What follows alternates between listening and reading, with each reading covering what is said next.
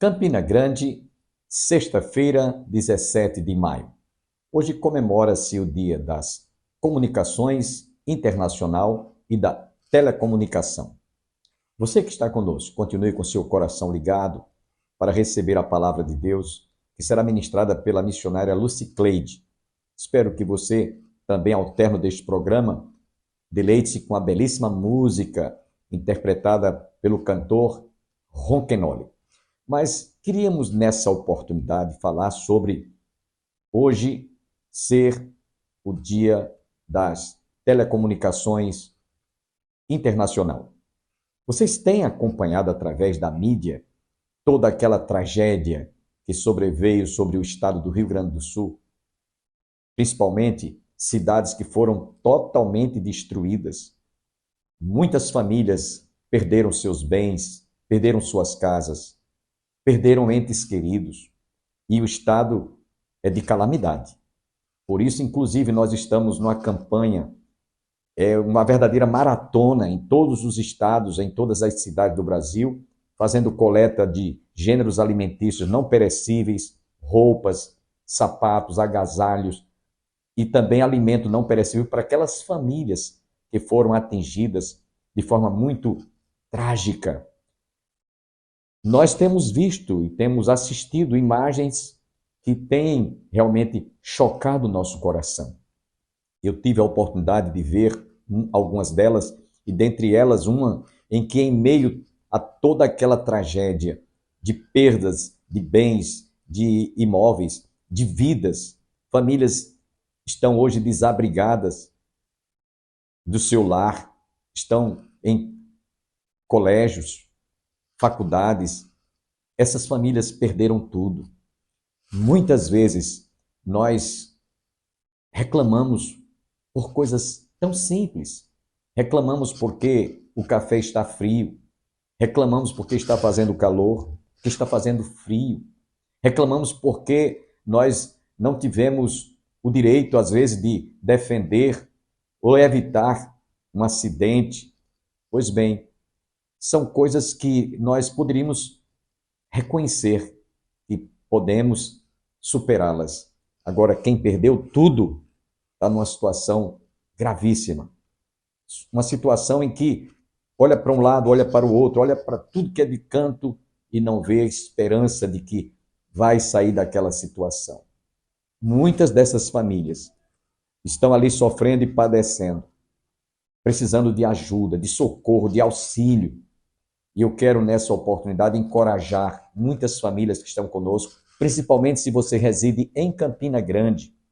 A nossa igreja instalou uma coleta para receber gêneros alimentícios não perecíveis, roupa, agasalho. Coloque-se no lugar daquelas famílias. Coloque-se no lugar daquelas pessoas e você vai ver o quanto elas estão sofrendo, e você pode e deve dividir o pão nosso de cada dia, o agasalho, a roupa, não é? Com aquelas famílias. Então, se você desejar socorrer, ajudar, nós estamos fazendo um SOS.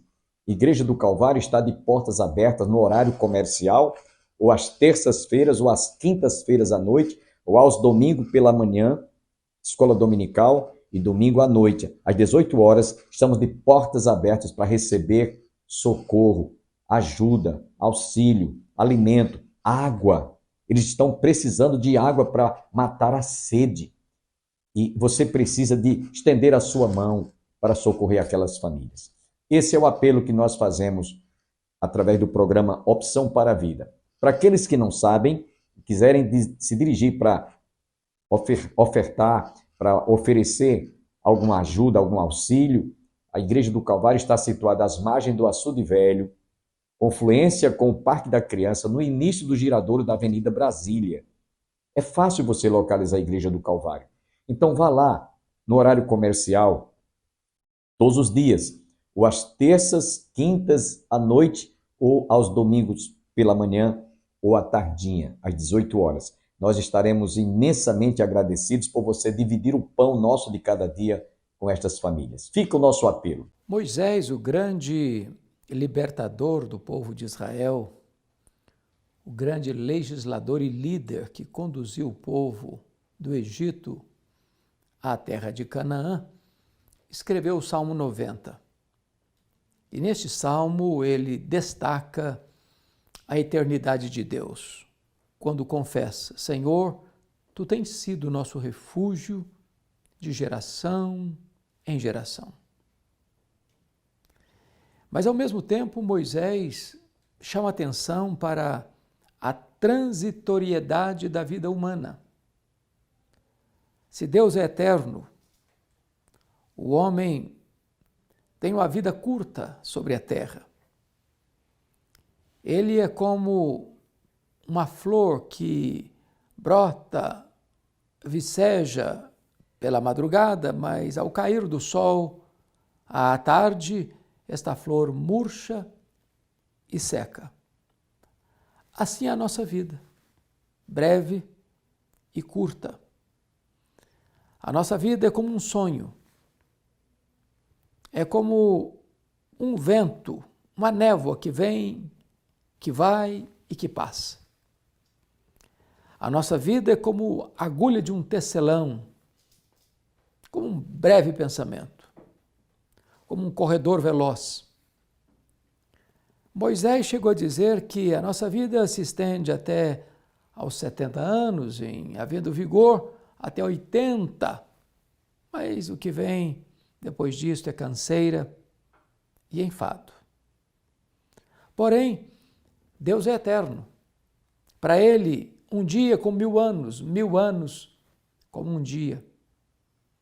Nós estamos aí nessa tensão entre a eternidade de Deus e a brevidade da vida humana. Precisamos entender que nossa vida é curta e nós somos pecadores. O nosso pecado ofende a Deus, provoca a ira de Deus. Por isso nós precisamos pedir sabedoria para viver os dias da nossa vida, para alcançarmos um coração sábio. Precisamos pedir graça a Deus para vivermos de modo digno do seu nome. Porque a nossa jornada entre o berço e a sepultura, seja breve ou longa, na perspectiva humana, nós dependemos da graça de Deus para vivermos de maneira piedosa, de maneira santa, de maneira sábia. Como você tem vivido? Você tem entendido que estamos a caminho da eternidade? Você reconhece a vulnerabilidade da vida? A inevitabilidade da morte? Você compreende que a eternidade vastíssima e insondável está à sua frente? Pois hoje é dia de refletir sobre isso. A vida é curta, a morte é certa, a eternidade é inevitável. Você está preparado para encontrar-se com Deus? Quero chamar a sua atenção para este fato incontestável. Hoje é dia de pensar na transitoriedade humana.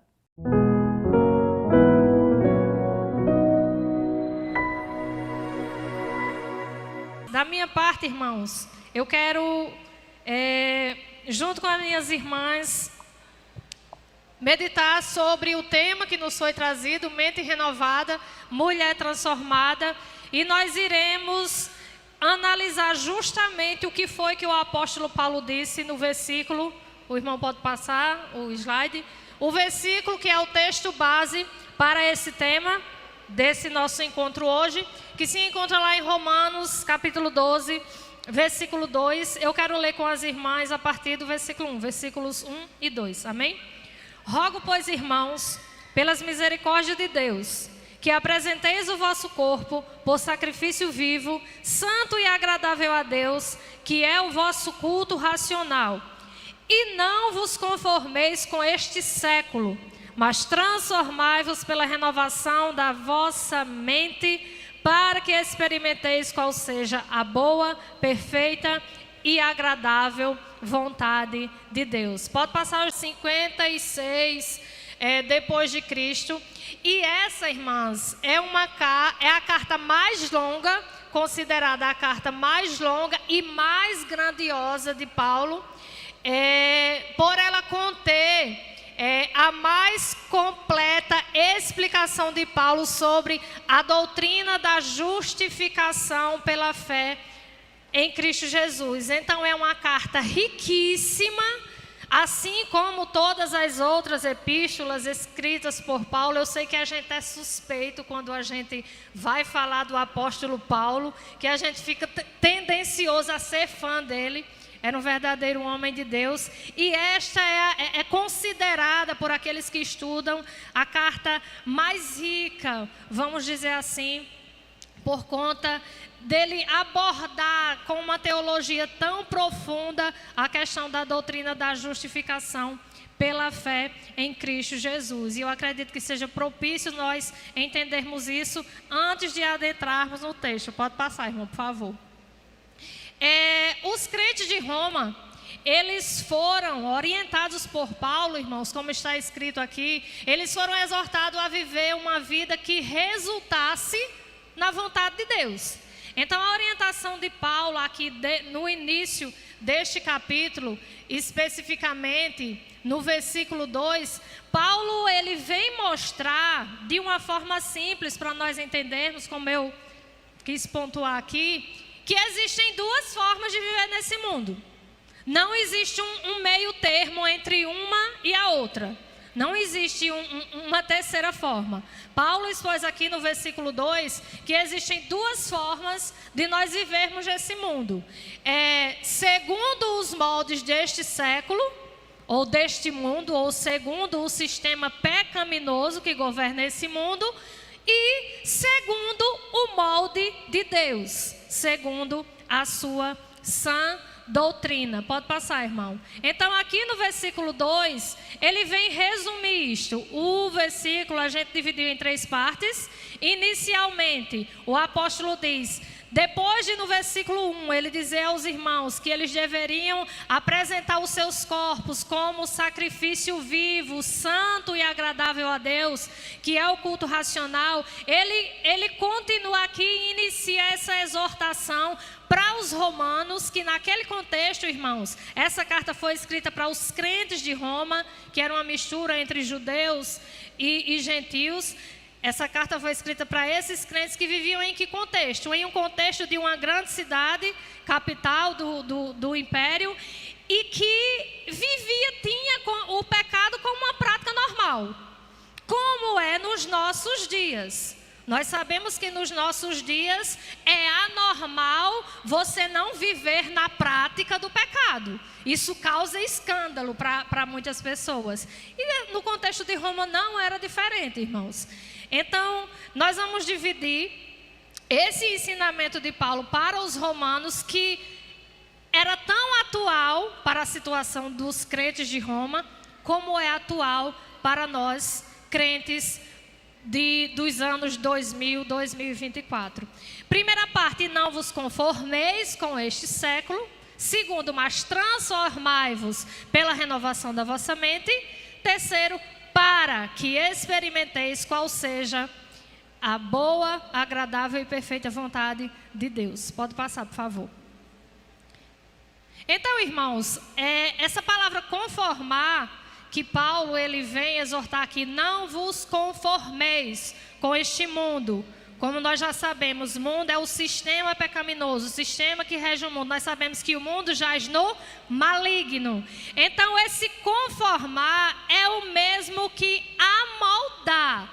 É literalmente tomar a forma deste mundo. E como já foi dito, tomar a forma deste século, que século é o sistema mundano governado pelo pecado. Essa é a primeira orientação de Paulo. E é a orientação para nós, pode passar, mulheres cristãs que confessamos a fé em Cristo Jesus. Pode passar, por favor. A exortação, irmãs, é que nós não venhamos nos amoldar a este século, que nós não venhamos tomar a forma deste mundo, ou seja, que nós não venhamos normalizar o pecado. E infelizmente, irmãs, Nós temos vivido uma realidade em muitas igrejas, que é a normalização do pecado. Parece que aquilo que o que era pecado antigamente já não é pecado mais hoje.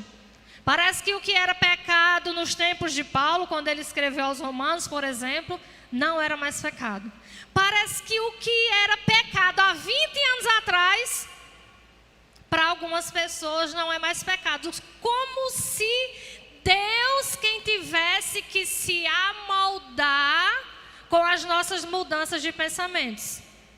Então, quando Paulo ele vem dizer, mas que nós não devemos nos amoldar a este século, é que nós não devemos pensar como o mundo pensa, que nós não devemos nos relacionar como o mundo se relaciona com o pecado.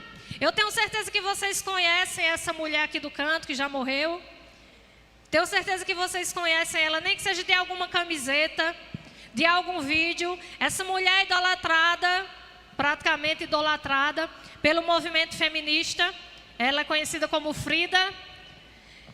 E essa mulher é uma das mulheres que ela pregava a liberdade das mulheres, que nós crentes sabemos que não é liberdade, é escravidão, é libertinagem. Só para dar um spoilerzinho assim da vida dela, caso alguém não conheça, Frida, resumindo, ela era casada com um homem que traía ela constantemente. Então ela se revoltou da vida por não conseguir conter aquela situação. Ela se revoltou com o esposo dela. E caso você não saiba, pasme, ela começou a se relacionar com as mulheres que a atraíam com o seu marido. Diga aí que desgraça. E essa mulher é um padrão, é um modelo de liberdade entre as mulheres do mundo. Ela é um exemplo de empoderamento feminino. Ela e outras tantas que surgiram nesse movimento, elas pregam a libertinagem como liberdade. Mulher, você é dona do seu corpo, você pode fazer do seu corpo o que você quiser, você pode se relacionar com quem você quiser, seja homem, seja mulher, seja um animal. Você pode fazer o que você quiser. Então, essa mulher é uma referência para muitas mulheres, infelizmente, lá no mundo. Mas nós temos que tomar cuidado, irmãos, porque sorrateiramente as influências do movimento feminista, que é tenebroso, como as influências dessa mulher, sorrateiramente eles começam a adentrar dentro da igreja. E nós temos que ser vigilantes, lembrando que nós somos crentes, amém? Então, se nós somos crentes, nós somos lavadas e remidas pelo sangue de Jesus. Sendo assim, nós não podemos ser amoldadas pelo padrão ditado por esse mundo. Padrão que dita o quê, irmãs? Exibição de corpos. O corpo, você não vai para a academia simplesmente por causa da saúde, para conseguir levantar cada vez mais peso, como a psicóloga falava. Você vai para a academia para esculpir o seu corpo, para quê? Para exibir o seu corpo. E infelizmente, irmãs, a sensualidade, diga se é mentira, ou se isso acontece só em alguns lugares lá em São Vicente. A sensualidade tem adentrado sorrateiramente dentro da igreja. As vestes das santas mulheres de Deus devagarinho estão se amoldando literalmente ao molde do mundo. Mas nós precisamos estar vigilantes, irmãs. Nós precisamos tomar cuidado com aquilo que o homem tem naturalizado como normal, porque tem sido recorrente, mas que continua sendo pecado. Nós precisamos tomar cuidados com alguns pecados que muitas vezes são mais característicos entre nós mulheres, como a sensualidade, mas como também, irmãs, esse empoderamento feminino que elas dizem aí, que na verdade é a insubmissão. Elas não admitem o papel do homem na sociedade. E elas querem deturpar o papel, a importância dos homens na sociedade, como se todos os homens oprimissem as mulheres. E se a gente não vigia, a gente começa a olhar para o nosso pastor não como uma figura de autoridade, mas como uma figura de autoritarismo, de machismo, porque falou isso e falou aquilo, e porque eu não estou nem aí porque o meu marido diz, porque eu sou livre, eu tenho meu trabalho, eu tenho meu dinheiro. E nós precisamos tomar cuidado, irmãos, com determinadas coisas que estão se tornando normais, que estão sendo propagadas nas universidades, nas escolas, nas redes sociais, com aparência de coisa boa. Eu estava vendo num perfil, uma reportagem, olha só o absurdo. Vocês já ouviram falar numa história de trisal? Quem não ouviu falar ainda? Trisal, irmãos, agora é o casal de 3. É a mulher que é casada com o marido, mas também é casada vive, né? Porque a lei ainda não permite. Aí a mulher vive em uma união estável lá com uma mulher e vive com o marido, e o marido vive com a outra mulher, e os 3 são casados entre si. Isso é o reflexo do mundo aí fora. E isso está se tornando para eles normal. Então, quando eu começo a ver uma coisinha e outra como normalidade, e quando eu começo a achar que minha igreja está se tornando radical, porque está diferente demais daquilo que está sendo comum lá fora, eu estou correndo o risco de estar me amoldando a este século, a esse sistema pecaminoso. E só para passar para o próximo slide, outra curiosidade que eu estava pesquisando, irmãs, a soberba. Vocês estão vendo aí uma mulher aí toda forte, né? Eu posso, eu tudo posso. A outra virada assim, a outra apontando para si, demonstrando cenas de mulheres soberbas, egoístas, que pensam em si mesmas, que não querem ouvir ninguém, que muitas vezes são insubmissas a seus maridos, como eu já disse, insubmissas a seus líderes, insubmissas a qualquer pessoa que possa demonstrar para ela uma superioridade. Nós temos que tomar cuidado, irmãos. Nós temos que tomar cuidado com as influências desse mundo e no quanto que essas influências podem estar querendo dar forma às nossas vidas. Pode passar, pastor, por favor. Então, quando o apóstolo Paulo ele diz isso, que nós não devemos, não vos conformeis com este século, ele estava dizendo que nós não podemos normalizar o pecado. Pecado foi pecado, sempre será pecado. Mas, ao invés de se amoldar ao sistema pecaminoso, quer seja ele qual for, nós precisamos ser transformadas pela renovação da nossa mente. A primeira vez que eu ouvi o significado dessa palavra, eu sempre lembro de Júnior, ele dando um estudo sobre isso, sobre transformação, e ele nos trouxe essa palavra, que é uma palavra de origem grega, metanoia, né? Que a gente conhece, eu sei que vocês já ouviram falar.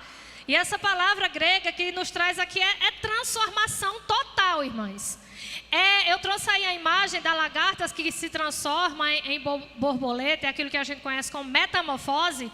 E quando o apóstolo Paulo diz que ao invés de nós sermos moldadas pelo sistema do mundo, nós devemos ser transformadas por completo. É uma metamorfose que deve existir na vida daquela que professa fé em Cristo Jesus. É uma transformação completa. Por isso que o apóstolo Paulo, ele disse, transformai-vos pela renovação de quê? Pode passar. Transformai-vos pela renovação da vossa mente, ou seja, a verdadeira transformação, ela acontece de dentro para fora. Eu quero agradecer a todos quantos estiveram conosco, esperamos nos reencontrarmos na próxima segunda-feira, se Deus assim nos permitir. Nós vamos encerrar o nosso programa deixando com você o cantor Ronquenoli.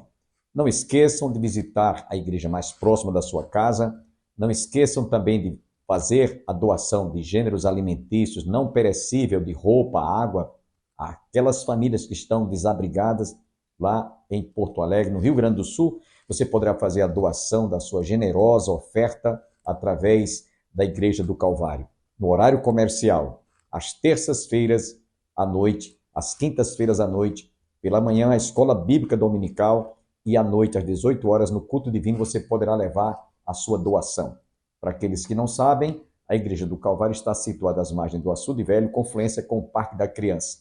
Vá, leve a sua ajuda, é um grito de socorro, SOS, por todas as famílias que foram atingidas por aquela trágica enchente que veio realmente destruir muitas casas, muitas famílias estão desabrigadas, precisando do pão nosso de cada dia. Divida o seu pão com essas famílias. Até a próxima segunda-feira, se Deus assim nos permitir, queremos deixá-los com o cantor Ronquenol. The sky shall unfold,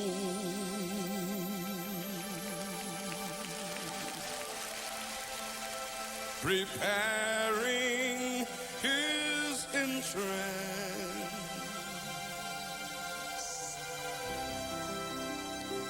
The stars shall applaud him with thunders of praise.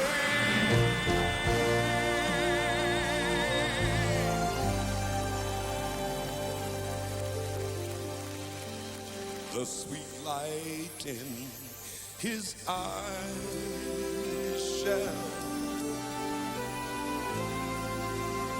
shall enhance those awaiting.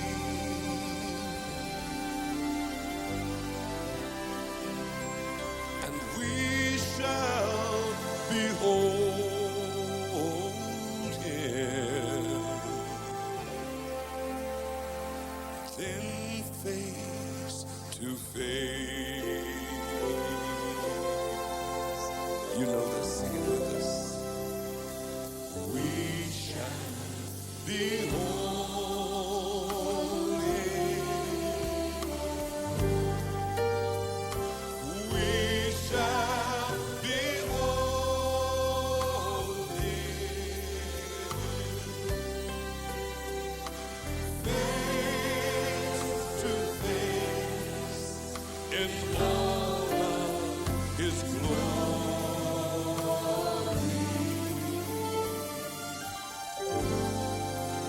We shall behold him. Yes, we shall behold him face to face.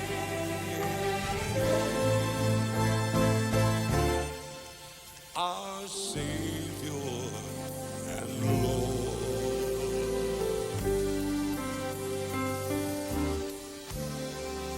the angels will sound the shouts of his coming. The sleeping shall rise from their slumbering place. And those who remain shall be changed in a moment.